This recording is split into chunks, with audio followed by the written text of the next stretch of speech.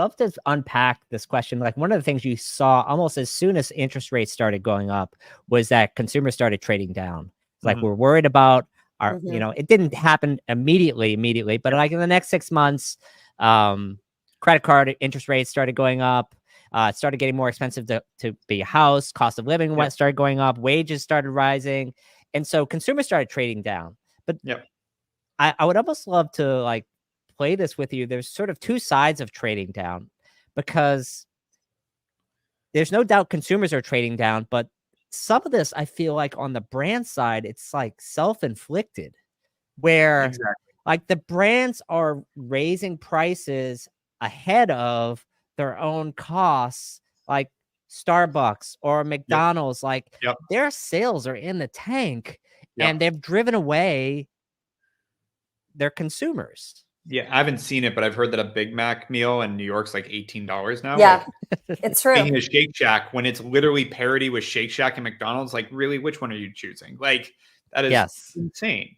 And so I agree. I think it's not. I actually don't know that consumers. And again, I know that some data says that consumers are trading down. I'm sure on a like overarching scale, there's probably a few points of trading down, but I doubt it's as massive a shift as caused by exactly what you just said. Like Starbucks, in many ways, I was talking to some of their marketing partners. We don't work with them, but some of their marketing partners last week, and the shifts they made on strategy are just, you don't like, no one's steering that ship right now is what it sounds like. Ouch. And it's, from a pricing standpoint, from a marketing standpoint, it's really easy to blame the economy. And I have learned, like, doing this for a long time, like economic factors are absolutely a factor. And you can't really, depending on the tide, you can't really fight the tide, but there's a lot of things you can do in any of these markets. And it seems like these companies are doing exact opposite. Like when everything gets tighter and credit card, interest rates are higher and gas prices are higher, et cetera,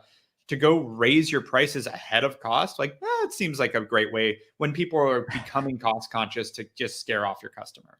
And for sure. And listen, in economic times, there's absolutely a strategy of trading customers. Yeah. But did McDonald's or Starbucks think they were going to go get a premium customer all of a sudden? Like that doesn't, you got to have the product to back that up too.